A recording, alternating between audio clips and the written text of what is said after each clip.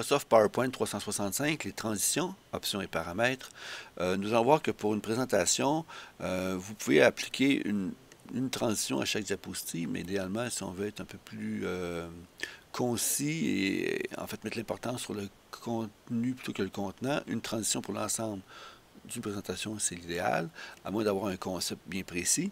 Alors, pour tester les différentes transitions, nous avons ici l'onglet Transition avec le ruban qui me permet de sélectionner la bonne transition, en fait, ou de pouvoir visualiser chacune des transitions.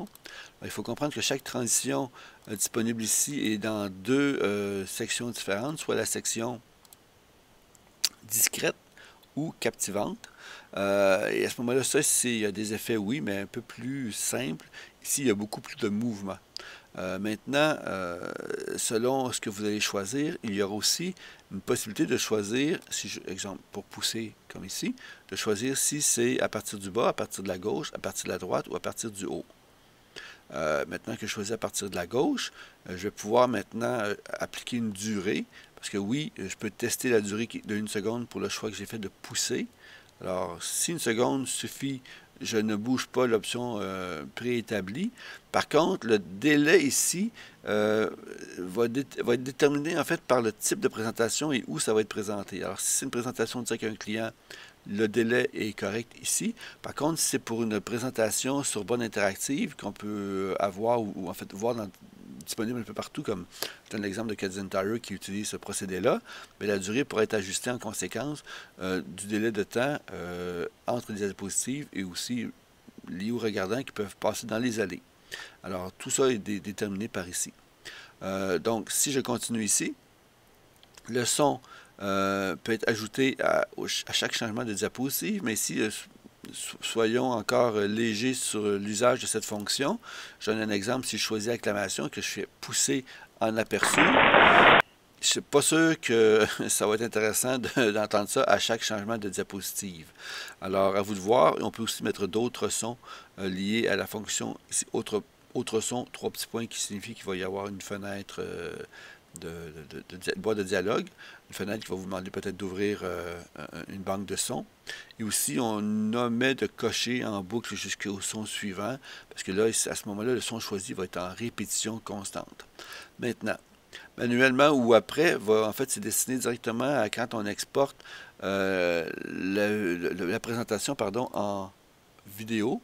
Alors, on va déterminer ici un après entre les diapositives pour quand on va choisir d'exporter en MP4 ou en .move.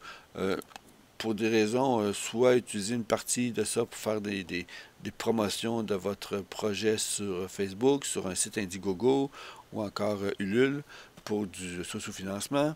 Alors, il y a différentes possibilités ici.